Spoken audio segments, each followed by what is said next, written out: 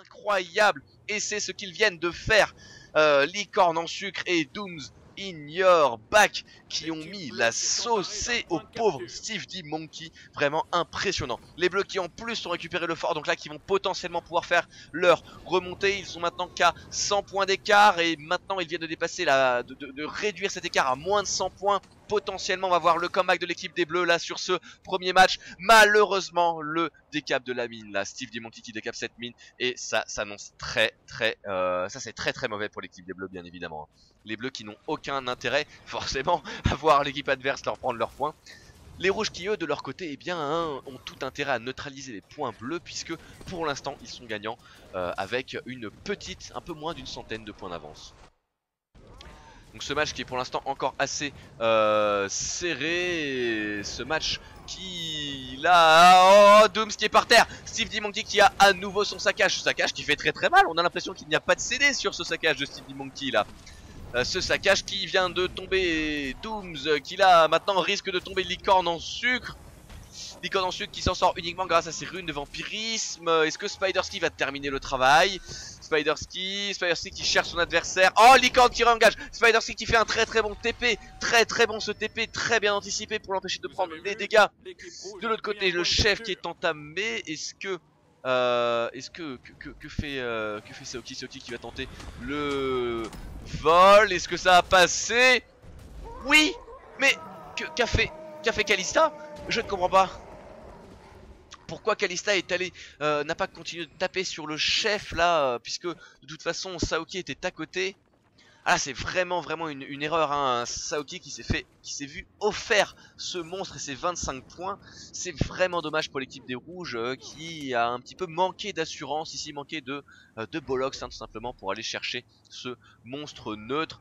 Les rouges qui sont néanmoins très bien hein, puisqu'on a réussi à capturer cette mine. Cette mine qui par contre risque de ne pas rester rouge longtemps. Là Steve D Monkey qui prend très cher. Oh là, Steve D Monkey. Le blocage qui ne l'aidera pas et Steve D Monkey qui tombe finalement. Spider-Ski qui ne peut rien faire pour l'aider. Et le stomp. Non, le stomp qui ne passe pas. L'invisibilité qui empêche le stomp. Steve D Monkey qui va quand même mourir aux dégâts. 386 à 282, toujours une centaine de points d'écart entre ces deux équipes. À moins de 5 minutes de la fin de cette game maintenant. Egan qui met de bons dégâts en AOE. On a Spider-Ski qui est par terre, Spider-Ski pour l'équipe des rouges. Les bleus qui semblent vouloir reprendre ce point hein, là ici. Et s'ils reprennent, ils ont potentiellement le temps de revenir encore. Taishia qui est par terre, qui vient de se faire stomp. Spider-Ski qui s'est fait stomp aussi là. Il y a vraiment un coup à jouer pour les bleus maintenant. Les bleus qui vont avoir 2 points capturés, c'est maintenant chose faite. Il ne faut surtout pas laisser ce point. Ah là, il faut quelqu'un sur le point, vite là. On ne peut pas laisser Egan sur le point. Il va falloir faire des rotations les bleus là. Entre Licorne en sucre, Egan, Saoki qui revient également. Saoki qui laisse le fort sans défense. Là attention quand même, ça peut coûter cher. Là il faut juste tenir ces 2 points hein, les scores qui se rapprochent. Oh là là, la neutralisation. Non Egan, il faut revenir sur le point vite. Ah, il faut du monde là, il faut du monde sur ce point. Belle neutralisation du Crown Lake néanmoins par Dooms. Là c'est très bien joué, ça va accélérer un petit peu le comeback des bleus. Egan, non Egan, ah là là, Egan qui laisse ce point. C'est vraiment dommage là, quitte à mourir hein, puisque de toute façon il est mort. Il aurait mieux valu mourir sur le point et le tenir quelques secondes en plus pour au moins permettre à Licorne en sucre de venir voir, peut-être à Saoki de venir également. Là le problème c'est que c'est clairement donner le point à l'équipe adverse. Néanmoins Spider-Ski qui est très bas en vie. Steve D Monkey pardon, qui est également très faible, qui vient en plus d'utiliser son saccage sans trop de succès. Saoki qui tient ce point. Attention, belle anticipation de l'envoûteur. Belle anticipation de Licorne là qui va tout simplement empêcher, je l'espère. Non, eh bien non, il n'empêchera pas Spider-Ski de reprendre ce point. Et là ça commence à devenir dramatique hein. À moins de 2 minutes 30 de la fin de... Oh mon dieu. Oh là, Spider-Ski qui s'est fait instant là, qui s'est fait imploser sur ce point. Et les bleus qui reprennent donc le fort. Les bleus qui vont même peut-être reprendre la mine. Ah quoique là ça commence, enfin c'est peut-être un petit peu tendu hein. On a Kalista et Steve sur le point. Donc on a quand même du bon gros bunker. ça va être compliqué, là peut-être les boss qui pourraient sauver les bleus à moins de 2 minutes de cette fin de game. Là ça commence déjà à être très chaud. Il y a moins de 50 points d'écart potentiellement. Les bleus qui en plus tiennent le Cromlech neutre. Il faut absolument que Dooms tienne ce Cromlech là. Beaucoup de choses reposent sur ses épaules à Dooms, à ce petit Dooms. Oh là là, Saoki qui en plus est présent sur le fort plan pêché. Là c'est très critique. Les bleus qui sont en train de faire un comeback vraiment incroyable. Les bleus qui vont même peut-être réussir à prendre la mine. Oui, Steve qui est par terre. Steve qui est par terre. Oh mon dieu, les bleus qui vont le faire, je le sens. Les bleus qui sont chauds là, les bleus qui reviennent. Oh là là, les bleus qui vont reprendre la mine potentiellement. Il va pas y avoir de renfort sur la mine ici. Elle va être capturée et Gan qui va rester prendre le point. C'est ça. Peut-être même que Dooms in your back va aller chercher le boss pour assurer la victoire. Moins d'une minute maintenant. Kalista qui va mourir sur ce point très probablement. En dehors du point et Kalista qui va... Ah là là, qui ne le fait pas assez tôt, c'est dommage. Les bleus qui ont 2 points, les bleus qui ont les 2 points, moins de 20 points d'écart maintenant dans cette game, 45 secondes. Le boss qui est entamé du côté bleu, le chef qui est entamé. Là il faut absolument faire pareil du côté du côté rouge, il faut absolument faire pareil du côté bleu. 472 à 438, 30 secondes, un petit peu plus de 30 secondes. Le Svanir qui est à moitié de vie. Steve D-Monkey qui vient peut-être le voler, là ça va être le move décisif. Oh mon dieu, Steve D-Monkey qui est moi. Là c'est très bien joué. Le moi très bien joué. Oui, les bleus qui le prennent. 480, 479, 20 secondes, 480 partout, 420, 83, 482. Les bleus qui passent devant. Oh là là. Oh mon dieu. Les bleus qui sont devant, ça y est. Les bleus qui sont devant. 491 à 486, ils l'ont fait. 8 secondes, 7 secondes, 495, 495 à 486, 4 secondes, 3 secondes, 496, 2 secondes, 1 seconde. Et c'est la fin. Quel comeback incroyable de l'équipe des bleus. 497 à 486 au timer, messieurs, mesdames, c'est incroyable ce que viennent de faire les bleus ici. Ce magnifique Moa parfait sur Svanir qui empêche Steve D-Monkey de caler son 100 lab. Vraiment incroyable ici, cette première game et les bleus qui raflent la victoire ici dans ce 4v4 pour cette première branche. Vraiment incroyable. Les orcs qui ont fait qui ont un petit peu peut-être pêché par excès de confiance, mais les pawns qui ont fait une game formidable pardon, sur la fin, qui qui ont tout simplement fait pousser des ailes dans leur dos, ce qui leur a permis de revenir vraiment très bien joué à l'équipe des Bleus. Une superbe game pour cette première, un comeback monumental. Un gros GG effectivement Babar pour l'équipe des Pawns là qui remporte donc leur, leur première game. L'équipe des Bleus, hein, encore une fois je suis désolé de revenir dessus mais magnifique. Vraiment magnifique. Sur ce eh bien on va attendre la prochaine équipe.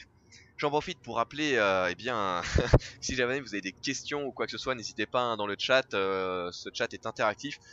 Je voudrais remercier tout de suite également, parce qu'on ne les remerciera jamais assez, toute l'équipe organisationnelle de la team Guild Wars 2 PVP Corp qui nous fait ces événements francophones régulièrement, et ils ont besoin d'encouragement hein, parce qu'ils font vraiment un travail formidable entre les arbitres, les administrateurs, les organisateurs et toutes ces petites mains qui travaillent en arrière-plan et au quotidien pour nous fournir ces superbes événements. Donc merci, un gros GG à eux également. Waouh. Ah, je suis désolé hein, mais j'ai besoin de reprendre mon souffle, cette fin de game était vraiment incroyable. Et donc effectivement Solenka, mon cher Takeo, les dernières infos, si vous ne les aviez pas vues, il y a la Ligue Pro qui a été annoncée, hein, la Ligue Pro, on mourrait d'envie de vous en parler déjà depuis pas mal de temps avec Audio et les autres casters hein, puisque vous savez pas à quel point c'est difficile d'avoir une info et de pas pouvoir la partager, surtout quand c'est une info aussi grosse que ça. 400 000 $ de cash price, rendez-vous compte s'il vous plaît.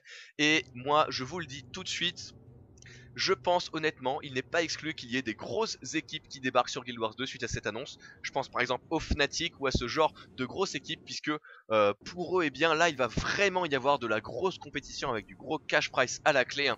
D'autant que ArenaNet a le gros avantage par rapport à d'autres boîtes de payer les déplacements et le logement des joueurs lors des tournois. Donc là, vraiment, je pense qu'on va avoir de très grosses équipes qui vont commencer à affronter nos équipes traditionnelles telles que les Orange Logo, les TCG qui se reforment. Hein. D'ailleurs, si vous ne le saviez pas, les TCG qui vont se reformer L7 qui l'a annoncé sur Twitter. Côté américain, on a également The Absurde et potentiellement de nouvelles équipes. Donc je pense que ça va être vraiment très intéressant dans les mois qui vont venir. Et bien sûr, nous serons là pour cast tout ça avec mon très cher audio. Sur ce, il y a les équipes qui vont arriver, donc le temps qu'elles se mettent en place, on va faire une toute petite pause, le temps d'une vidéo, et on se retrouve dans quelques secondes. A tout de suite.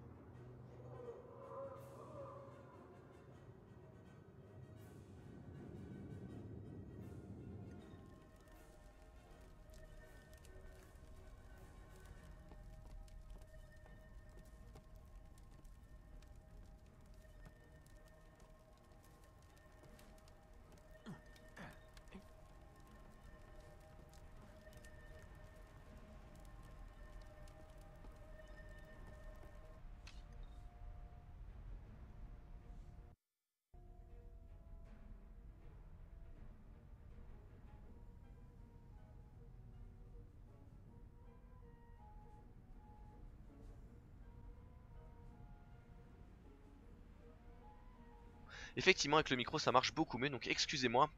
Vous n'avez pas raté dans grand chose puisque j'ai passé pour l'instant la quasi-totalité de ce début de stream, ce redébut de stream à vous parler comme quoi je n'avais pas les droits pour changer le titre du stream et donc que j'étais en train de les chercher. Voilà, donc je m'apprêtais à dire qu'on allait voir d'un côté l'équipe des rouges, les pawns qu'on a déjà vu, et de l'autre côté une grosse équipe, les MHOH, qui ont déjà remporté leur premier match eux aussi, hein, et qui donc vont affronter les pawns sur cette game-ci. Les MHOH qui vont jouer pour l'instant avec un gardien bunker, Loktar Hogar.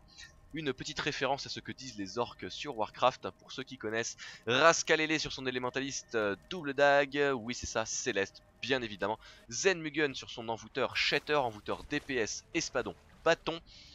On a Issoun, notre premier ranger de la soirée, qui vient de repartir d'ailleurs.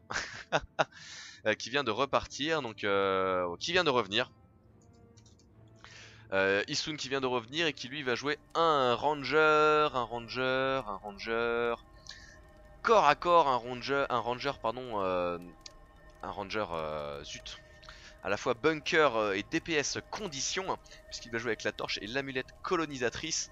DPS condition, donc le signe de la nature qui va lui permettre d'avoir un petit peu de résistance, également les réflexes éclairs, et à côté le terrain boueux qui lui va pouvoir permettre de pile, hein, de simplement poser des contrôles pour ses alliés.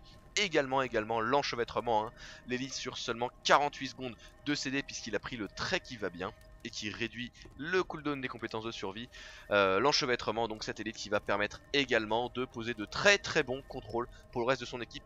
Et un nécro magnifique, un nécro dans l'équipe des MHOH ici, un nécro qui va jouer sceptre dague, bâton, donc un nécro condition. Un nécro qui va jouer d'ailleurs l'ancien build de condition puisqu'il joue avec l'amulette enragée. Rune de mort-vivant. Bon, personnellement, moi je suis pas trop fan de ces runes là en nécro, mais surtout l'ancien build puisqu'il joue avec la givre de chair, la corruption d'avantage et le signe de calamité, et non pas le signet de spite dont j'ai oublié le nom en français. Et donc voilà l'ancien build. Néanmoins, la givre de chair qui sur cette carte-ci est tout à fait légitime, notamment pour se téléporter en haut du fort et pouvoir prendre une position avantageuse. Ce nécro d'ailleurs au niveau des traits on va voir un petit peu malédiction, magie du sang, tiens magie du sang, donc c'est un build un petit peu ésotérique en général. On joue malédiction et méchanceté aujourd'hui sur un nécro. Donc magie du sang, il allait chercher la soif grandissante pour augmenter la vitesse de déplacement et la réduction des compétences de la dague, donc là la réduction de ces deux compétences-ci, hein. Seulement au-dessus de 75% de santé, sachant que le nécro se trouve quand même rarement au-dessus de 75% de santé. Je ne sais pas trop, j'ai des doutes, hein, sur cette ligne de trait, je vous l'avoue. La mort guérisseuse, donc là c'est pour ranimer un petit peu les alliés, donc ça pareil, je ne suis pas trop fan. Et là la transfusion, qui est ce fameux trait, hein, qui téléporte les alliés à terre lorsqu'on utilise le numéro 4 en linceul. Personnellement je ne l'ai jamais vu utiliser, donc on va voir ce que cela va donner. Mais comme je vous le disais, hein, moi je ne suis pas très fan de cette ligne de trait. Du côté des rouges, du côté des pawns, on a Alcet qui a rejoint la game. Alcet qui est également l'admin.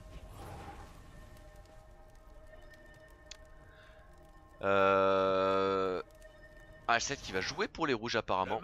Non voilà, Alcet qui quitte. Donc ça va être un match en 4v5 malheureusement, puisque du côté des rouges il y a un AFK et les règles sont très strictes, hein. Le temps imparti s'est déjà écoulé, donc un match en 4v5 qui ne va pas. Ah si, Issoun qui va quand même rester à la base, voilà. Quel fair play, c'est ça qu'on aime aussi, du fair play entre les équipes sur ce genre de tournoi. Aucune des deux équipes d'ailleurs qui ne va cross, hein, on peut voir. Les deux équipes qui vont directement prendre leur close et partir au mid. On a pu voir l'élémentaliste des rouges qui est resté un petit peu en arrière pour checker s'il n'y avait pas un petit bleu un petit peu fourbe qui allait passer pour récupérer la mine. Ça n'a pas été le cas, et donc le teamfight qui va se mettre en place sur le fort. Du côté des bleus là on a pris de très bonnes positions. Attention Zenmugen qui est pris à partie, Zenmugen qui est très bas en vie là. Les MHOH qui ont pris un gros burst d'entrée de jeu. Le pauvre envoûteur, le pauvre élémentaliste pardon des Non, c'est un envoûteur, oui, j'avais bien vu le pauvre envoûteur de l'équipe des Bleus qui a pris un petit peu Bagdad, mais qui là est de nouveau sur ses petites papates. Dooms in your back qui met quelques dégâts d'en haut, là il va probablement réengager, hein, il vient de passer sous furtivité. Et ça c'est le signe avant-coureur que quelqu'un va se prendre une dague entre les omoplates. Et c'est finalement Cliff qui va souffrir ici, le petit Cliff, le nécro adverse, le nécro bleu qui est une cible de choix, hein, bien évidemment, puisqu'il n'a rien pour se défendre. Cliff là qui passe en plague, un petit peu tard, hein, ça c'est vraiment dommage. Si vous êtes nécro, sachez que passer en plague, et bien c'est de moins en moins efficace au fur et à mesure que votre vie baisse. Donc mieux vaut le claquer dès le début du burst, ou encore mieux hein, juste avant le burst, pour profiter de l'augmentation de la robustesse et du pool de points de vie. Hein. Du côté de la mine, c'est Egan qui se bat contre Rascalele. Bon là, ça va pas se finir tout de suite, hein, même si Egan commence à prendre pas mal cher. Egan qui vient d'activer son craignez-moi. Malheureusement là il n'a plus vraiment de dispel condition, il risque de prendre très cher là avec la brûlure. Regardez hein, ici sa vie qui descend à vue d'œil, tandis que celle de Rascal elle est toujours très bien. Cliff vient faire un petit tour sur le Cromlech, vérifier tout simplement son intégrité. Et le teamfight qui se décale tranquillement vers la mine ici, tandis que ces deux équipes sont toujours au coude à coude avec un point capturé de chaque côté. Hein.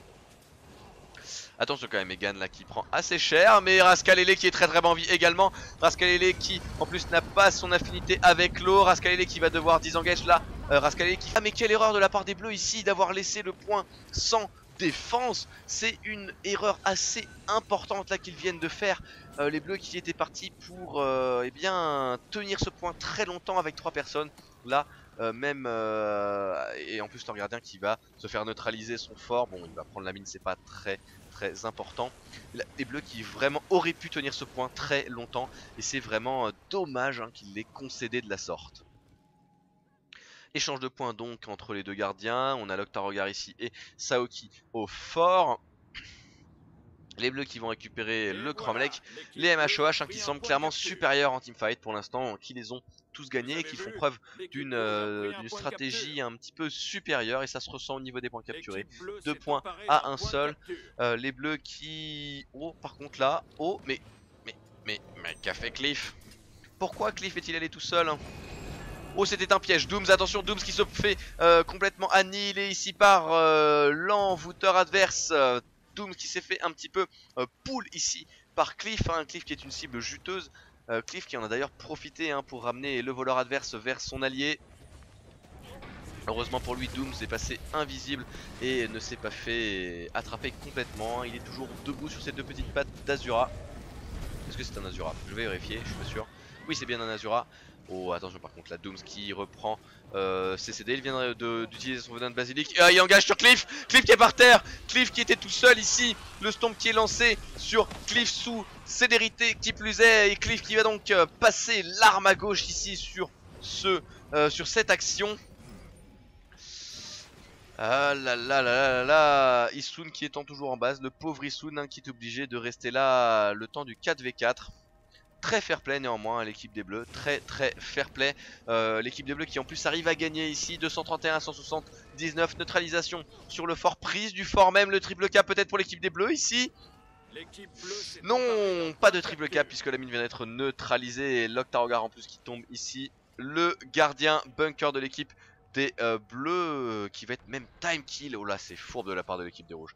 L'équipe des rouges qui... non oui, Cliff qui arrive à revenir sur le point juste à temps. Juste à temps pour Cliff là. Cliff qui pour l'instant n'a pas trop utilisé ses traits de magie de sang hein, puisqu'il a souvent été le premier focus et qu'il n'a donc pu pas vraiment réanimer ses alliés. Cliff là qui fait un bon duel néanmoins contre son adversaire. Beaucoup de conditions qui sont posées sur Doom. Les 13 stacks de saignement qui vont être nettoyés par Saoki. Cliff qui est maintenant vulnérable, Cliff qui va poser ses marques. Mais Cliff qui est toujours sous le coup d'un gros DPS. Là attention, le passage en linceul de mort. Oui c'est sa seule chance de survie pour Cliff maintenant. Cliff qui continue quand même de poser sa pression. Il faut utiliser son heal maintenant, le heal Saoki. Oui voilà, le heal et la calamité qui va revenir. Donc Cliff qui va pouvoir s'en sortir maintenant en cas d'engagement. Le linceul qui en plus est de nouveau quasiment complet, quasiment plein. Malheureusement du côté du fort, Egan qui vient de faire une neutralisation et les rouges qui reprennent des points, qui rattrapent leur retard là. Les bleus qui se sont trop concentrés je pense sur le Chrome Lake et qui eh bien, eh bien malheureusement se sont fait prendre les 2 autres points. Voilà, je ne sais pas comment le dire autrement, c'est complètement ça. Petit tour sur le chat pendant cette période un petit peu creuse là, voir s'il y a des questions.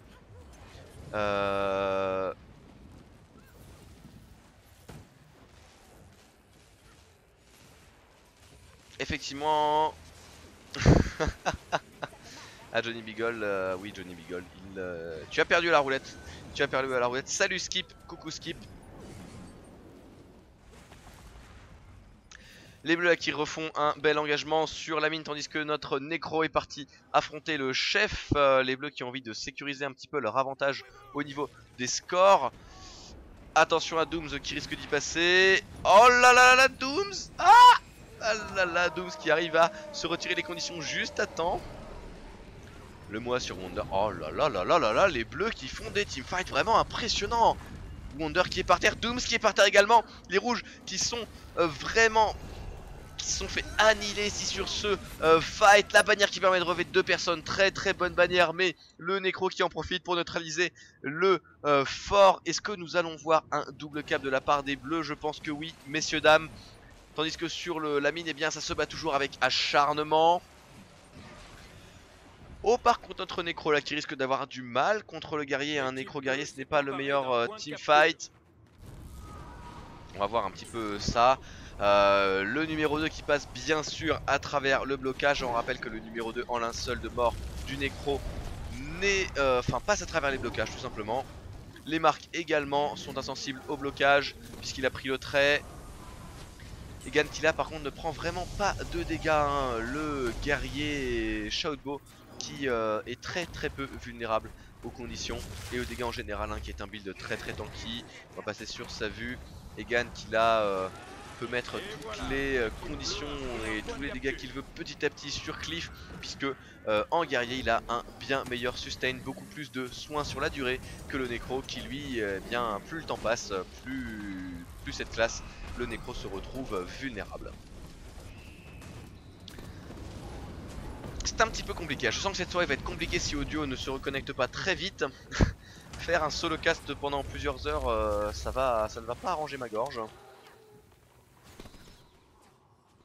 Cliff qui tient son point. Est-ce qu'au niveau de la mine il va y avoir un cap prochain? Wonder Tagada qui est mal en point. 417 à 275. Là ça sent le roussi pour les pawns malheureusement. Les pawns qui sont très éloignés de leurs adversaires au niveau des scores. 275 à 429. Et là je dois vous admettre qu'il n'y a plus trop d'espoir d'ailleurs, hein, pour cette pauvre équipe rouge. Un seul point suffirait aux bleus pour remporter cette partie. Et ils en ont 2, ils pourraient même en avoir 3 je pense s'ils concentraient leurs efforts sur la mine. Mais là Cliff qui tient toujours son 1v1 grâce à sa calamité. Là Cliff qui fait quand même quelque chose d'exceptionnel, hein. C'est pas très facile de tenir comme ça contre plusieurs personnes. Cliff qui utilise le portail pour se battre contre le gardien adverse. Et c'est vrai qu'en Necro c'est déjà un match-up plus favorable. En plus Izen Mugen arrive en renfort, le pauvre Saoki qui risque de passer un très mauvais quart d'heure. 463 avec 275, tandis que le Chrome Lake a été neutralisé ici. Cette fin de game qui s'annonce assez comment dire, propre pour l'équipe des bleus. L'équipe bleue qui neutralise même la mine ici, qui vont potentiellement la capturer. Saoki qui se cache dans le décor en dessous. Egan qui vient en renfort. Les derniers 25 points. Une game qui sera un petit peu moins rythmée que la précédente, hein, malheureusement. Saoki qui est par terre, le Shadow Refuge qui était utilisé et qui va fonctionner. Saoki qui est de nouveau debout. Les derniers 20 points maintenant. Est-ce que le fort va pouvoir être neutralisé? Je ne pense pas, hein. L'Octarogar qui est dessus. Ce gardien bunker qui va pouvoir très facilement tenir la pression des Elementalistes, hein. Très facilement. Les 10 derniers points. Est-ce que du côté de la mine on va avoir un dernier stomp peut-être? Cliff non, qui a encore beaucoup de vie, donc Cliff qui ne tombera pas je pense. Les derniers 5 points maintenant. Et cette game qui va se terminer sur une victoire des MHOH qui seront donc pour l'instant parmi les premiers au classement avec 2 victoires pour 0 défaite. Voilà, 308 à 500, 2 minutes 35 restantes. GG aux MHOH qui ont quand même été très fair play hein, puisque Isun est resté toute la game AFK sur le point de départ. Ça ne doit pas être marrant, je dois vous avouer, hein, pas très marrant comme ça de rester sur ce point. Coucou Unae. C'est peut-être ça Unae. Audio qui m'a peut-être posé un lapin pour aller se bourrer la gueule. Audio aime beaucoup la bière, il faut le savoir. Hein. Bon, moi aussi. Il est vrai, moi aussi. Je l'admets, je l'admets, je l'admets. Plus d'espoir comme pour le retour de Grâce. Merci Baderas de m'envoyer ton espoir. Ça me fait plaisir de voir que je suis soutenu dans ce solocast que je vais renommer YOLOcast puisque il s'annonce très compliqué. Donc si je vais voir les brackets, qui est-ce qu'on a? Les brackets d'ailleurs je vais vous les mettre dans le chat, comme ça vous allez pouvoir vous aussi les visualiser. Les brackets qui sont là tranquillement.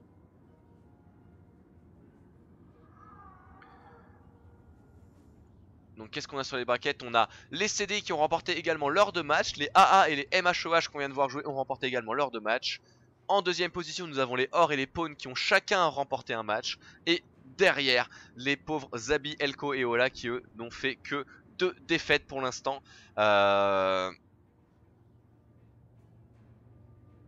Et on va donc suivre les conseils de notre très cher admin Alcet qui nous propose d'aller sur l'arène 2 pour voir de nouvelles équipes.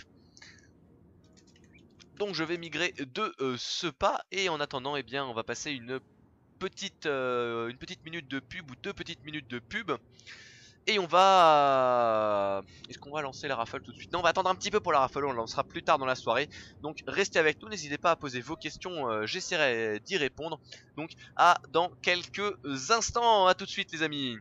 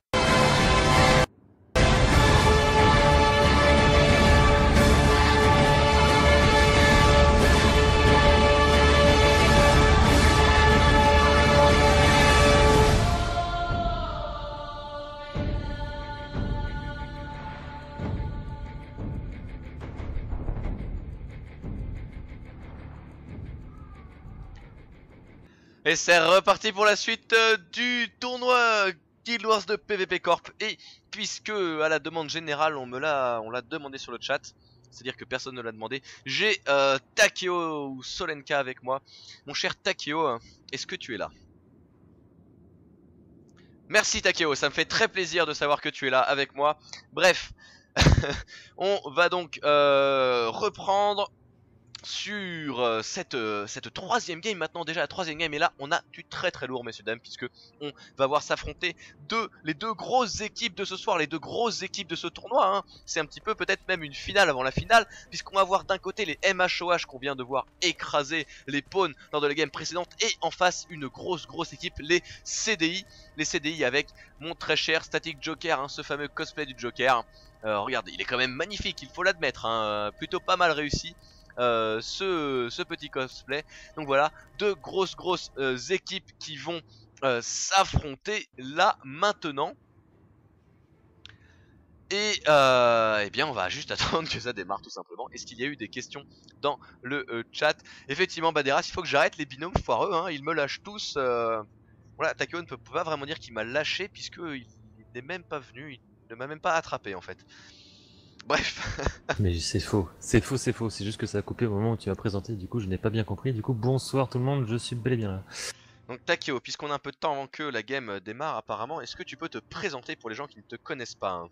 Takeo qui est le pseudo oui. Solenka sur le stream. Ah, la game qui démarre Takeo, donc c'est pas Exactement, grave, oui. on fera ça après. Pas de soucis.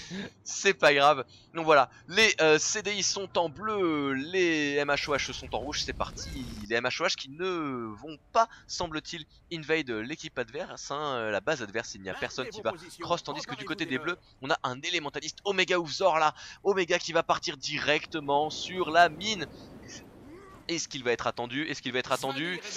Je ne sais pas, on peut voir que Cliff l'a fait le fourbe un petit peu hein. Il est revenu par derrière, et là Omega Ufzor qui risque de passer un très mauvais quart d'heure contre un nécro condition, même si celui-ci a déjà utilisé sa corruption d'avantage sans obtenir la corruption de la stabilité sur Omega. Mais là Omega qui prend très cher contre deux personnes. Oh, très joli fear, très joli fear de Cliff. Cliff qui prend, qui met tous ses dégâts au bon moment sur le pauvre Omega Ufzor qui n'a rien pu faire. Vraiment incroyable.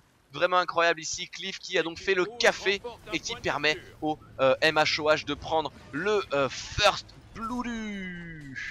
Non, pas du tout. Qui permet au pardon au MHOH de prendre le First Bloody sur Omega Ufzor. Très joli premier mort tout simplement hein. Et le teamfight qui continue sur sur le fort pardon sur le fort.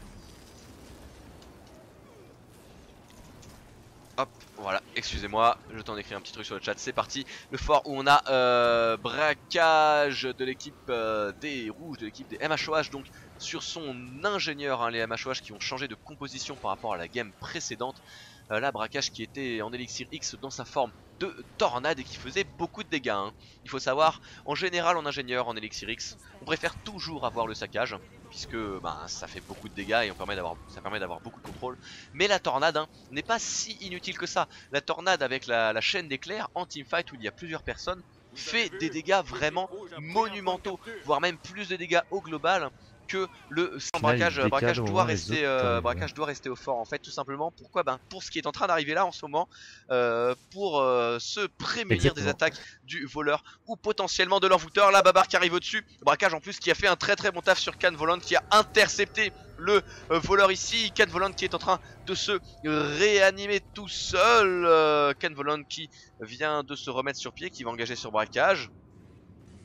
Et là braquage qui a passé un sale quart d'heure, 1 contre 2, le kit d'outils qui lui permet de sortir le blocage, mais ça ne va pas durer. Braquage qui se fait engager.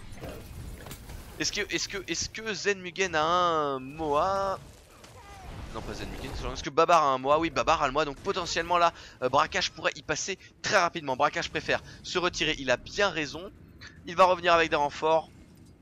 Et les bleus eux vont choisir de réattaquer la mine. Je pense que c'est une bonne idée. Honnêtement je pense que c'est une bonne idée.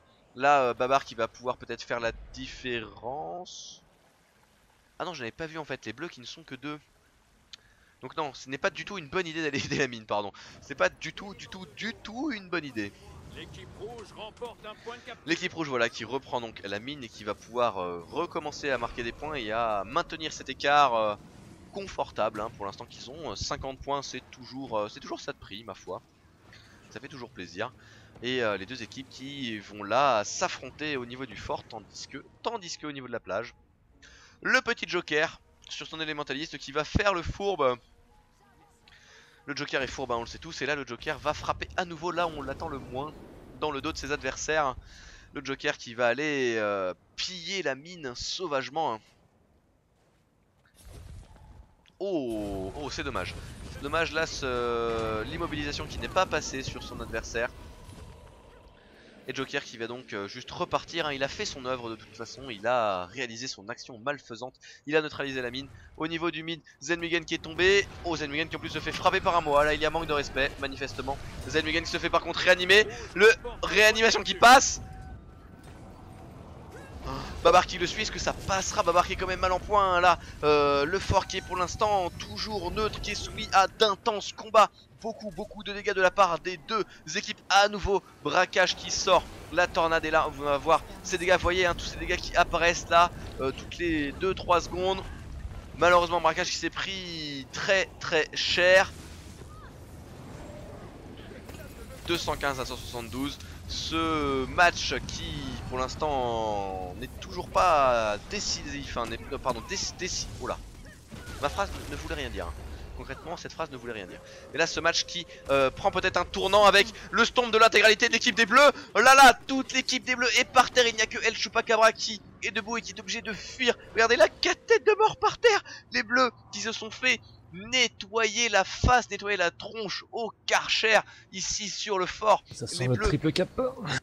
peut-être pas le triple cap hein, quand même, puisque les Bleus vont revenir à temps pour défendre le Cromlech, mais le double cap. Et là les rouges qui étaient déjà devant vont pouvoir reprendre encore de l'avance, et c'est dommage pour les Bleus qui étaient quand même dans une bonne dynamique hein, qui réussissaient à neutraliser les points adverses, qui faisaient des bons fights aux bons endroits, mais qui là malheureusement eh bien, vont perdre énormément, vont prendre beaucoup d'écart dans les dents avec cette ce quadra-kill tout simplement. Les Bleus qui tentent de réengager sur la mine. J'ai le hockey en plus, ce n'est pas du tout facile pour Cast. Voilà. Tout va bien ce soir, tout va très bien. Tout va très bien, j'ai le hockey, je caste avec Takeo puisque Audio m'a lâché pour aller boire des bières. Tout va bien messieurs dames. Static Joker qui se fait prendre à partie méchamment. Static Joker, l'immobilisation qui a fait très mal, les conditions, les 3 saignements là qui vont le mettre à mal. Oh, il s'en sort juste à temps Joker. Juste à temps sur Joker. Braquage qui lui vient de se faire stomp avec ce magnifique finisher de Guild Wars 2 Hot. Le finisher donc qui a été utilisé, braquage qui est par terre, qui est stomp pardon, 310 à 217, un petit peu moins 100 points d'écart maintenant pour les rouges, l'écart qui s'est creusé hein, pendant ce double cap, mais les bleus qui reprennent du poil de la bête, ils ont récupéré le Cromlech, ils vont récupérer le fort, et là ils font pour l'instant un très bon teamfight à la mine avec le stomp de braquage. Les bleus, attention quand même, Can Volant là qui doit absolument se retirer. Les 5 stacks de saignement, oh là là, l'immobilisation qui fait très mal. Can Volant pardon qui va probablement y passer très bientôt.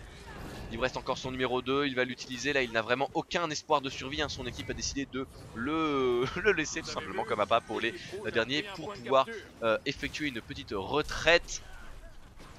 Là mon cher Takeo, il va falloir faire très attention au retour de bâton hein. Les rouges sont en colère, les rouges en ont, ont les yeux complètement rouges, complètement.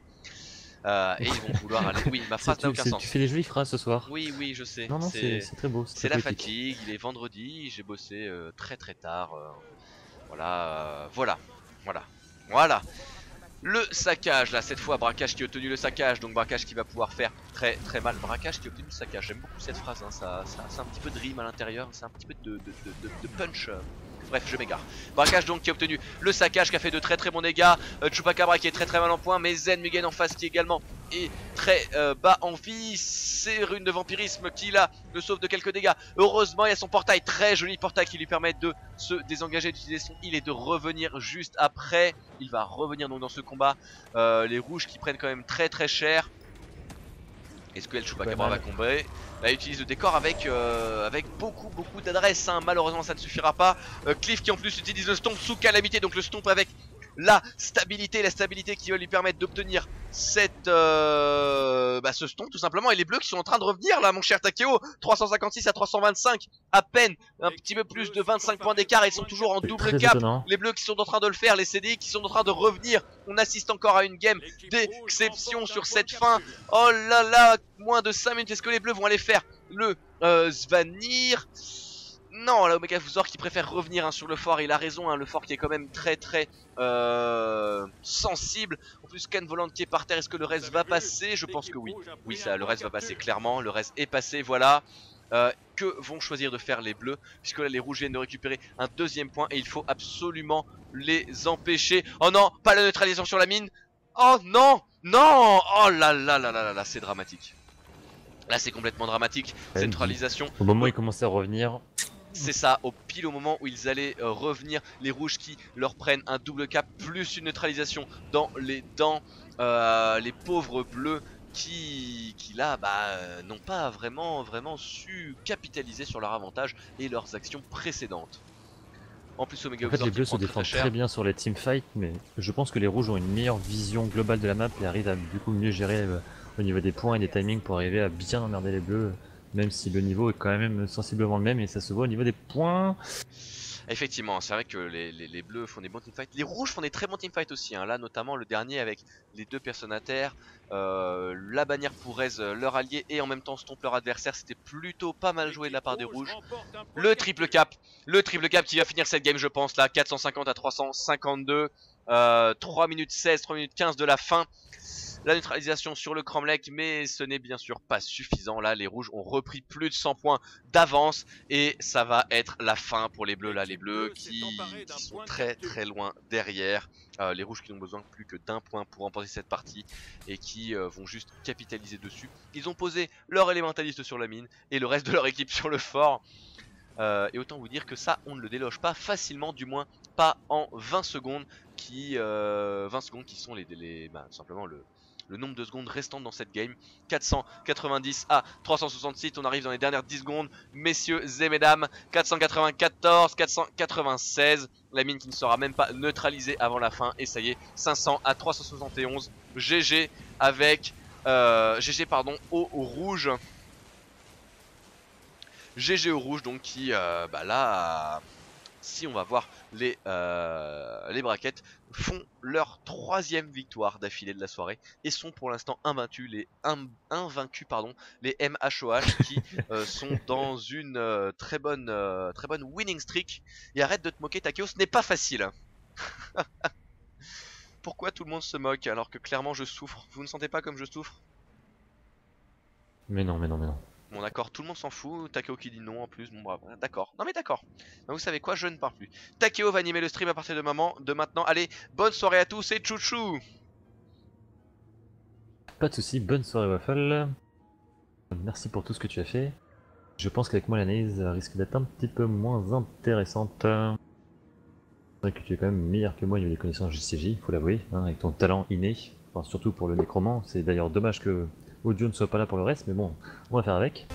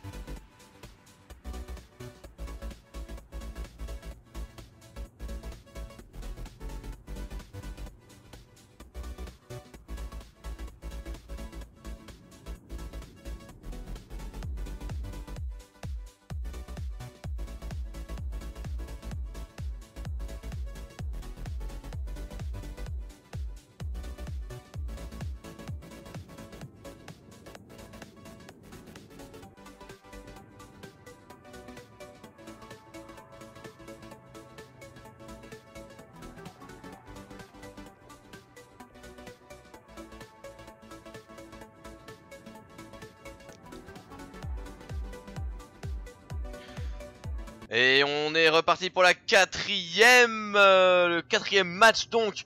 On est à la moitié des phases de poule, on a pris beaucoup de retard. Beaucoup de retard. Quatrième match qui démarre d'ailleurs tout de suite. Le match qui va démarrer entre les Pawns qu'on a vu jouer tout à l'heure et les CDI. Donc là autant vous dire que les CDI sont clairement les favoris. Les Pawns qui sont toujours que 4.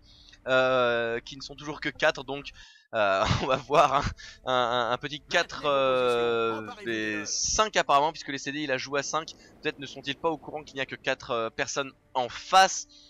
On va voir s'ils vont laisser quelqu'un sur le côté. Mais en tout cas de toute façon les CDI sont les favoris de cette manche. Pas d'agression directe sur les adversaires pour l'instant. Saoki qui s'avance tranquillement vers le fort. Il est tout seul pour l'instant et il risque de prendre Bagdad. Il risque vraiment de prendre Bagdad. Sirius là qui lui met un bon sans lame dans les dents. Le bump. Oh là là là là là. Saoki qui résiste pourtant plutôt pas mal sachant qu'il est contre 4 personnes. Ah, il est bien là. Et je n'ai pas mangé, j'ai trop faim, pardon, excusez-moi, j'ai pensé ça tout fort. Saoki qui est toujours sur le point. 2 stacks de bleed. Là Saoki qui ne doit plus avoir beaucoup de cooldown pour le coup. Il va avoir repliez-vous mais ce n'est pas vraiment le truc le plus utile. Problème, là. Oh en plus Sirius qui est en saccage. Oh très bon counter du saccage avec le Moa. Très bon counter là, bien joué de la part de Licorne en sucre. Très bien joué. Les rouges qui vont par contre être en double cap d'entrée de jeu et qui vont s'envoler au score alors que les rouges ne sont que 4. Chose assez incroyable. Les rouges qui en 4v5 arrivent. Et même quand on regarde de manière globale, oui les bleus niveau vie, tu regardes comme ça, les rouges se débrouillent très bien. Qui l'aurait cru les Pawns qui sont en train de mettre à mal les CDI ici. Les CDI qui sont pourtant une très grosse équipe. Les rouges qui font pour l'instant un début de jeu sur les chapeaux de roue. Sirius Corn qui est mal en point du côté des bleus. Mais également Licorne en sucre qui lui tente d'échapper à ses adversaires. Les bleus qui vont récupérer le Cromlech. Un point partout maintenant. Et Dooms qui revient au mid. Est-ce que Sirius va tomber? Sirius qui tombe. Le bleu qui tombe, les rouges qui arrivent encore à tomber quelqu'un malgré leur infériorité numérique. Qui le stomp en plus. Le stomp qui passe. Et les barres de vie des bleus qui sont tellement basses. C'est ouf ce que nous font les Pawns ici. Egan qui prend très cher. Egan qui prend cher. Canne volante aussi par contre. Egan là. Oh là là, j'ai très peur pour Egan. Egan qui tombe. Egan qui tombe. Le stomp qui est lancé par Babar. L'invisibilité qui sauve Egan. Egan qui va même être réanimé par son équipe. Donc les rouges qui font le café. Qui font du très bon travail entre eux. Joli team play. Là par contre malheureusement j'ai peur que les rouges se fassent petit à petit repousser un petit peu. Se fassent un petit peu on va dire balayer du point. Oh mais que vois-je? Licorne en sucre qui part faire le fourbe pardon. J'ai vraiment des problèmes d'expression ce soir. Qui part faire le fourbe sur le Cromlech. Ah, belle interception d'Omegaxor. Un Omegaxor qui arrive à point nommé pour empêcher la neutralisation. Du côté du fort, Babar, non c'est un clone, pardon. C'est un clone. Par contre Dooms, là ce n'est pas un clone. Dooms qui prend Bagdad, Boom qui prend très cher et qui tombe. Là Ah j'ai eu peur. Non si, le reste qui passe. Les bleus qui ont laissé les rouges réanimer leur voleur. Incroyable ici. Les Pawns qui sont toujours debout. Même si là le fort vient d'être capturé. Les Pawns qui je pense n'ont pas encore eu de mort dans leur équipe. Malgré le fait qu'ils soient en infériorité numérique. Non, ils ont encore perdu personne. Mais du coup ils risquent sur le long terme à voir. Disengage via le portail sur le Cromlech. Neutralisation du Cromlech. Les bleus par contre eux qui vont neutraliser la mine bien entendu.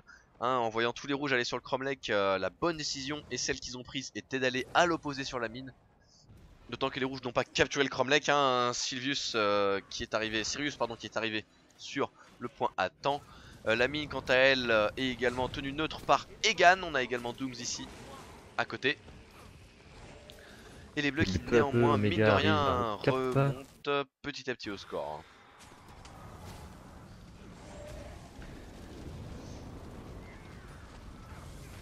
Et avec l'infériorité, je pense que s'il n'arrive pas à cap, ça va devenir très compliqué pour les rouges. Voilà, en fait, le 4v5 qui commence à se faire sentir. Les rouges avaient bien réussi à tenir les bleus sur un 4v5 lorsque tous les bleus étaient au même endroit en teamfight. Mais là, maintenant que les bleus se sont séparés, et bien le 4v5 se fait beaucoup plus sentir. Dooms qui tombe sur la mine. Au niveau du Cromlech, étonnamment les rouges arrivent plutôt à bien tenir malgré leur infériorité numérique. Et voilà, l'équipe bleue a Dooms Ça qui a aussi, réussi à se il relever. tient tout le monde tranquillement là. J'ai pas compris comment il fait, mais enfin, il y a Ken Volant qui est passé et qui est arrivé à le... Non, je ne comprends pas en fait. Et là les bleus qui vont être en triple cap probablement très bientôt. Saoki qui est le seul à tenir le Cromlech, le point capturé, voilà le triple cap. Non, et ben non, puisqu'il y a eu la neutralisation sur le fort, pardon. Un presque triple cap, les rouges qui ont de très très bonnes rotations aussi, hein, arriver comme ça à neutraliser tous les points. La mine maintenant, la mine, oui, la mine, oh là là Oh là là là là là là, là les là. rouges. Oh mon dieu, mais quelle équipe du feu de dieu. 4v5 et ils s'en sortent. Bon, ils s'en sortent pas complètement, mais ils s'en sortent vraiment pas mal hein, au vu de leur situation. Ah, pour 4v5, c'est plutôt pas mal, mais je dirais mieux. Tu disais quoi sur le favori déjà? J'ai eu un trou là. Je disais que c'était les pawns, je crois, hein, l'équipe des rouges, il me semble. Ouais, c'est ça, ouais. Ah, ce n'est pas ce Il que me j'ai dit, ça semble aussi, devait ouais. être ma langue qui a fourché alors. Bien sûr, bien sûr, bien sûr. Encore, ouais. Parce que mes pronostics sont toujours exacts. Toujours. On peut te faire confiance là-dessus. Est-ce que tu as senti le petit blanc qui a suivi Un petit peu quand même. neutralisation du Du coup, on se retrouve Cromlech? quand même avec un point partout. Un point partout effectivement, voilà, avec la neutralisation du Cromlech. Donc Cromlech qui va néanmoins être repris assez rapidement, mais les rouges qui sont au coude à coude au niveau des scores avec leurs adversaires. 150 à 200, à peine 50 points d'écart, et en 4v5 c'est vraiment énorme hein, ce qu'ils font. Vraiment vraiment énorme. Que vont choisir de faire les rouges, puisque là il va falloir prendre les devants. Double point. Je pense que Doom va venir taquiner statique.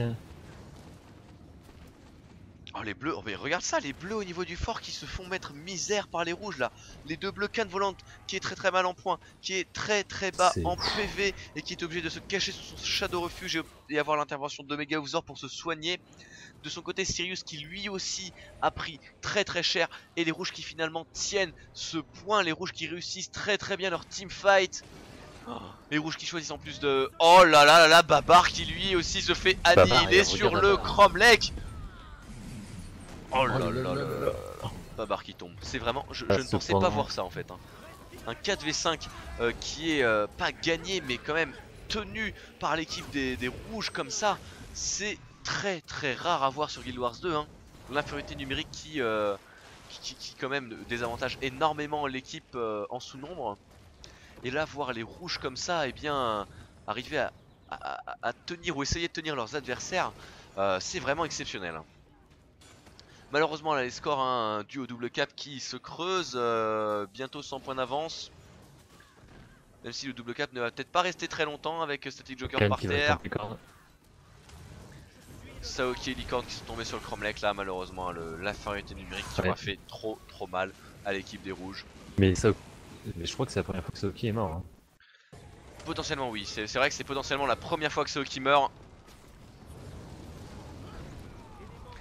Et salut Citerio, pourquoi il y a du 4v5? Et bien tout simplement parce que l'équipe des rouges a eu une déconnexion et que les règles sont strictes hein, les déconnexions, la game se joue et si une déconnexion avant qu'elle commence, eh bien il y a un timer à respecter avant que la game ne se lance malgré tout, afin que le tournoi ne prenne pas trop de retard. Même si là on en a pris beaucoup trop. Mais rassure-toi, puisque les rouges là eh bien se font largement honneur dans ce 4v5 même s'ils perdent, puisque ils font quand même un très très beau jeu et ils arrivent à tenir leurs adversaires en infériorité numérique. Les rouges là qui je pense a un mérite à la fin de cette game, même s'ils perdent un petit applaudissement, puisque ils ont fait du taf exceptionnel sur une situation qui n'était pas du tout à leur avantage. Et ils s'en sont vraiment bien sortis. Hein. 215 à 387, là malheureusement hein, la supériorité numérique qui ne laisse plus planer le doute sur l'issue de ce combat. Static Joker qui va même en profiter pour assurer la victoire des fois que les rouges récupéraient leur 5ème joueur, ce qu'ils viennent de faire. Miro qui est revenu, Miro qui va revenir dans la game. C'est dommage que ce soit que maintenant, puisque là c'est malheureusement un petit peu tard. 411 à 220, néanmoins potentiellement sur un double cap, voire triple cap, ils pourraient revenir, hein, ils ont encore le temps de le faire. Si les rouges arrivent à remporter leur 2v2 sur la mine et gagner également le fort qu'ils ont fait. Oh là là, est-ce qu'il va même arriver à voler le chef? Ça serait cool, ça serait vraiment ouf. Miro qui met les dégâts, Miro qui met les dégâts sur le chef. Non, malheureusement c'est Static Joker qui a eu 454 points avec les 25 points supplémentaires. Les bleus qui vont sur le Cromlech pour le récupérer du côté de la mine. Les rouges qui ont gagné leur 2v2 effectivement. Can Volant qui est par terre, Omega Ozor qui prend très cher en tentant de le raise, il ne pourra pas terminer. Donc la mine qui va changer d'allégeance, qui va passer sous contrôle des rouges très bientôt. Omega Ozor qui tombe, voilà, le fort qui est également sous contrôle des bleus. Là il faut absolument neutraliser le Cromlech très rapidement pour l'équipe des rouges, très rapidement. Unicorn qui arrive, Unicorn qui est un petit peu le dernier espoir de son équipe. Oh mon dieu, Static Joker qui prend si cher. Et en plus Licorne qui récupère le signe d'humilité, le moi dans dans une dizaine de secondes. Est-ce que ça suffira? Je ne sais pas, il y a Sirius qui est arrivé ici pour contrer un petit peu ce push des rouges là. C'est vraiment dommage que Miro ne soit revenu que si tard dans la game. Vraiment dommage. 250 points à remonter. Ça aurait été possible là, les rouges ont récupéré 2 points assez facilement. Ils auraient pu potentiellement récupérer le Cromlech et un triple cap, ça serait allé très vite. En 4 minutes ils avaient largement de temps. 498 à 277. Regardez là les PV des bleus qui tombent qui fondent comme neige au soleil. Et malheureusement un tout petit peu trop tard, 500 à 281. Potentiellement si Miro avait obtenu en plus le kill sur le boss, sur le chef, et bien la 25 points d'écart, 25 points de différence aurait pu leur donner le temps pour reprendre le Cromlech. Là c'est vraiment dommage, vraiment dommage. Mais néanmoins l'équipe des rouges qui mérite quand même un gros GG pour ce qu'ils ont réussi à faire malgré les circonstances. Les circonstances qui les défavorisaient complètement. Tu es bluffé, tu disais, mon cher Takeo, c'est cela? Franchement, les rouges, très bien joué. C'était vraiment impressionnant. Effectivement. Notamment le gardien, c'était Seki, non, j'ai un trou sur le pseudo, mais qui je trouve jouait très bien. Et comme tu l'as dit tout à l'heure, notamment au niveau du fort, arriver à faire des rotations en utilisant le décor très efficace, et même sans céder, arriver à tenir face à 2 bleus, c'était assez impressionnant à voir. Ah oui, ce 4v5 vraiment incroyable. Gros GG au pawn en tout cas. On va attendre donc la prochaine game, mon cher Takeo. Et je rappelle aux viewers qu'ils peuvent nous poser toutes les questions qu'ils veulent sur le chat, il n'y a aucun souci. Et eh bien on a une raffle en cours, une raffle pour 800 gemmes pour un cadeau du Lion Noir. Donc tapez point d'exclamation raffle, suivez la chaîne. Si vous voulez faire un don également à la chaîne, sachez que tout don vous rapportera 1000 fois la somme du don en Gold Fureur. Gold Fureur qui va vous permettre de remporter des cadeaux à la fin du mois. Et regardez le coffre Fureur, si vous tapez point d'exclamation coffre, vous verrez que le petit baromètre des dons et donc des cadeaux débloqués est déjà très haut. On est déjà à 270 sur le mois d'octobre, sachant qu'on est à peine à la moitié du mois. Si vous pouviez le faire monter encore plus, ça serait génial. Puisque là il y a encore des cadeaux qui ne sont pas ouverts. Regardez là les petits diamants, les pièces et les coffres. Ce sont des cadeaux qui n'ont pas encore été grattés, donc on ne sait pas encore ce qu'il y a en dessous. Mais potentiellement ça peut être vraiment énorme. Si je fais la liste des cadeaux, on a des jeux, déjà plein de jeux, des jeux géniaux. FTL par exemple, qui est un jeu purement génial. Pixity, Terraria, on a Chaos, il y a Rocket League, génial. il y a Mad Max aussi. Mais on a aussi des gros cadeaux. On a une peluche Blitzcrank, si ça c'est pas trop mignon. On a des cartes Hearthstone. On a bien sûr des codes LOL. Et on a aussi surtout la magnifique souris Razer. Je crois que c'est une souris Razer, une souris Gamer Razer avec plein de boutons partout. Donc faites encore quelques dons et on va encore débloquer des lots. Là il manque 30 € pour le prochain lot. Donc n'hésitez pas à faire des dons, ça nous fera très plaisir. D'ailleurs ça me fait penser que je n'ai pas du tout mis le Twitch alert, donc je vais mettre ça pendant la pause. Donc on va faire une toute petite pause et on se retrouve dans quelques instants.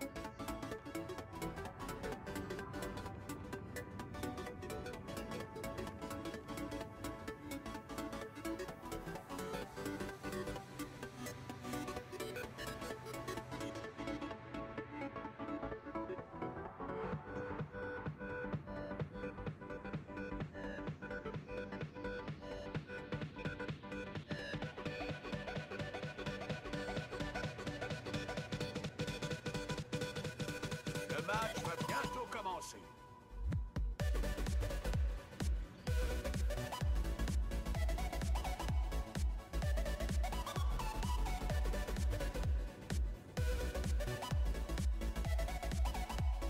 Maintenez vos positions, emparez-vous des leurs.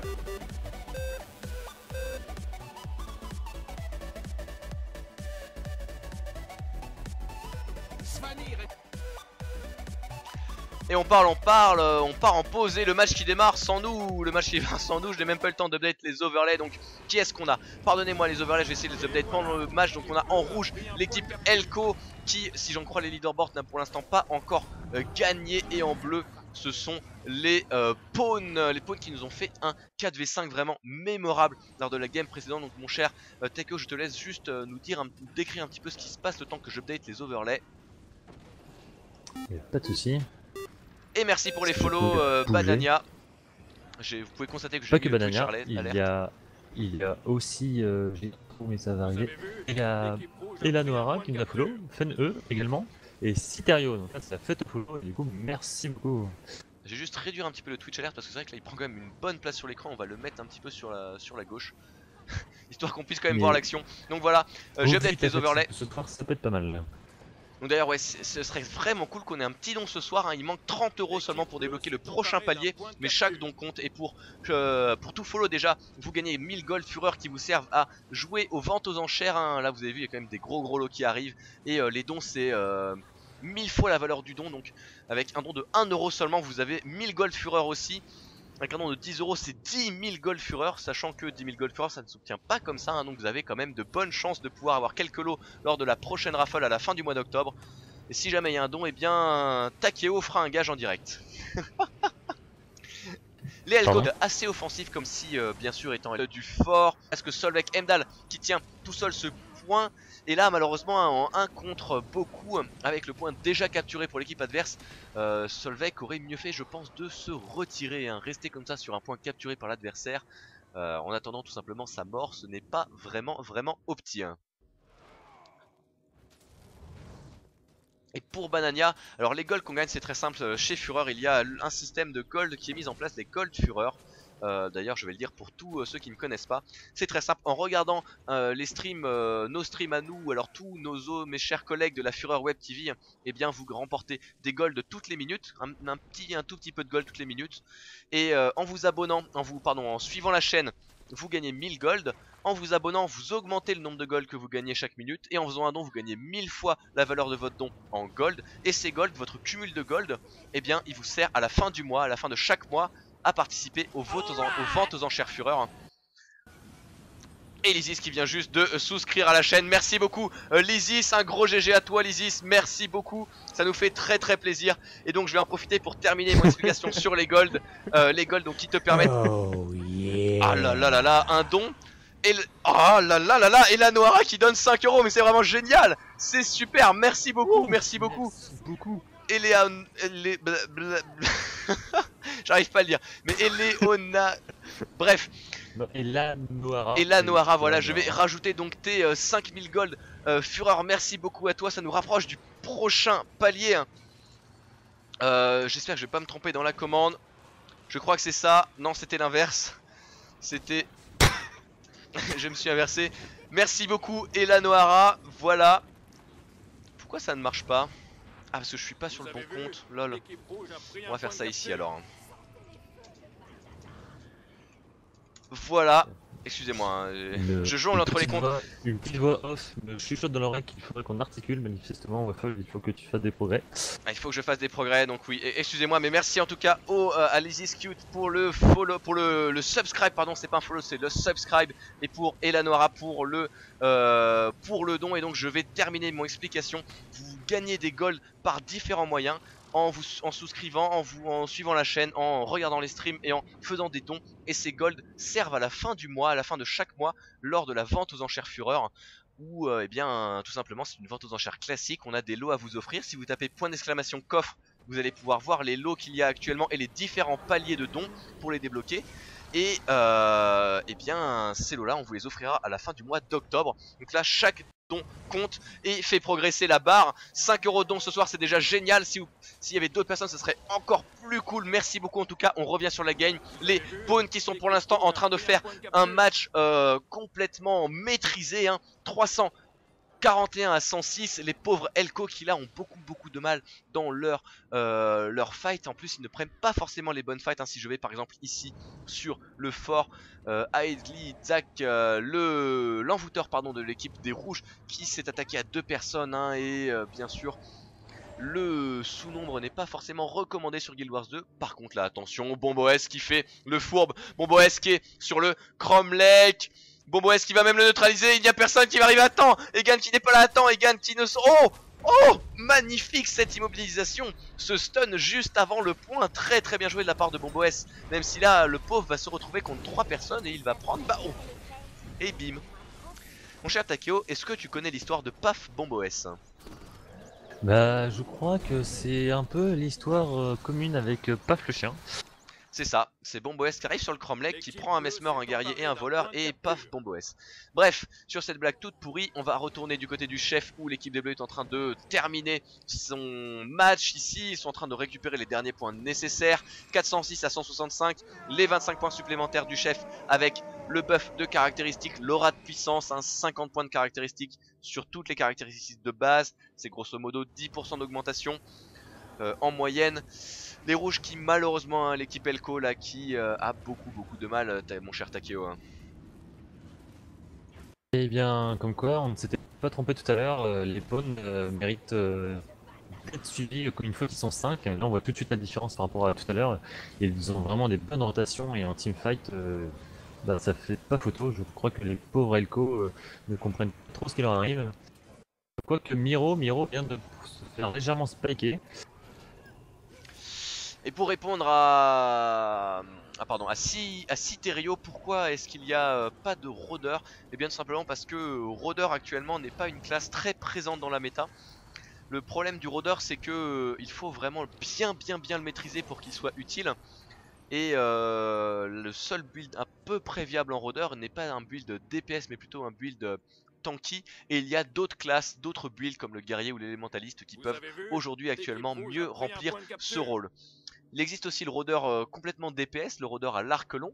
Mais ce rôdeur là a un énorme défaut, c'est que eh bien déjà pour maximiser ses dégâts il doit se trouver le plus loin